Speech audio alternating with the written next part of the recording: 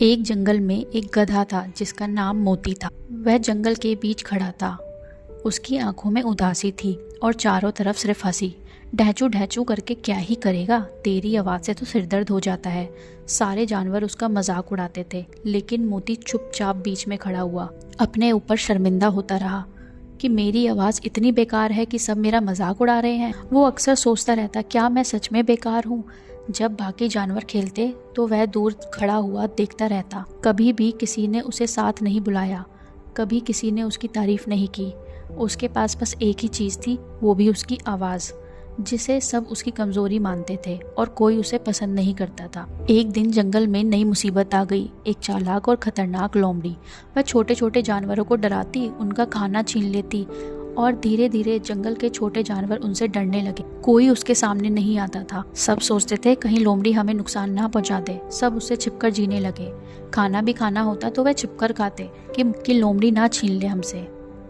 मोती भी डरता था, लेकिन इस बार वह चुप नहीं रह सका। एक रात मोती अकेला बैठा सोच रहा था। सब कहते हैं मेरी आवाज़ बेकार है, लेकिन अगर यही मेरी आवाज़ ताकत बन जाए तो। उसकी आंखों में पहली बार डर नहीं, हिम्मत थी। उसने सोचा, वैसे भी सब मेरी आवाज़ को खराब बताते हैं, तो क्यों ना उसका फ़ायदा उठा लिया जाए। जब सुबह हुई, मोती सीधे लोमड़ी के सामने जाकर खड़ा हो गया। लोमड़ी हंसने लगी, तू मुझे रोकेगा?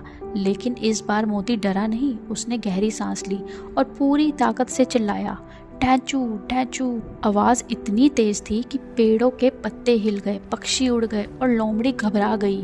उसे लगा था कि यह तो बहुत मामूली सा जानवर है, लेकिन जब उसने आवाज़ सुनी तो वह बहुत खतरनाक जानवरों की तरह चिल्ला रहा था।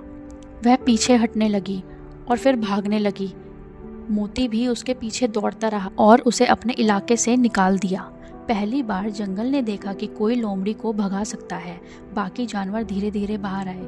उनकी आंखों में भी डर खत्म हो गया था, लेकिन उनकी आंखों में हैरानी भी थी कि जिसे हम हमेशा बेवकूफ़ समझते रहे, जिसको हम पसंद नहीं करते थे, आज उसी ने ही हमारा बचाव किया है। जो जानवर पहले मोती पर हंसते थे, आज वही उनके पास आ रहे हैं और बोल रहे हैं, हमें माफ़ कर दो, हमने तुम्हें कभी समझा ही नहीं।